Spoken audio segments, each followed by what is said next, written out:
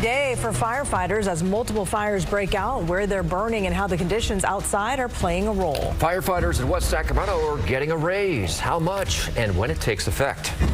A judge hears arguments over the president's deployment of the National Guard in Los Angeles, how a ruling could have wide implications across other states. A major highway closure is hours away. What people in the Delta need to know before hitting the road this weekend.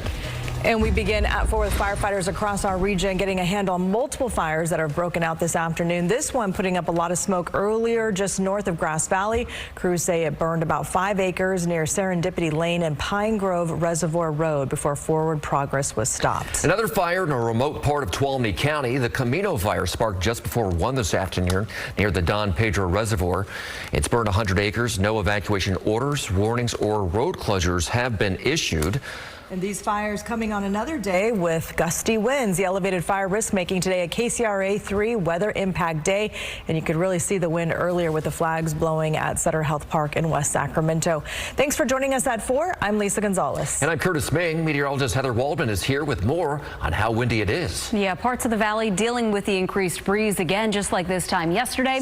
Parts of the valley, not so much. Yuba City, the wind right now only 7 miles per hour, but through Fairfield, the wind sustained at almost 30. Stockton, the wind is picking up near you. Western San Joaquin County, eastern Alameda County. Yeah, that's kind of the hot spot for the winds once again. Stockton not seeing the gusts quite as intense as this time yesterday. Remember, yesterday we were in the 40s. Gusts right now 33 miles per hour. Same thing there in Fairfield, and a gust to 20 miles per hour in Sacramento. Also watching the winds over the Sierra Crest and into the east side of the Sierra, especially over into the Nevada side. A red flag warning in effect now for that area. That goes through midnight, but starting late tomorrow morning. A red flag warning will be in effect for the entire valley. That's as the wind shifts from onshore to more of that north breeze. That north breeze is going to dry the air out even further, keep the fire potential high through the first half of the weekend. The temperatures are going to be quite nice before some warmer weather next week. We'll talk more about those forecast details in a few minutes. All right, Heather, thank you. And PG&E's power safety shutoffs are now underway. The areas in purple here, they don't have power right now. It's impacting hundreds of homes and businesses west of Tracy. PG&E expects to have power back on by tomorrow at 4 in the afternoon. More shutdowns are expected tomorrow in Sutter and Colusa counties. That includes these areas marked in orange. And more outages are also planned in Stanislaus County and the Patterson area.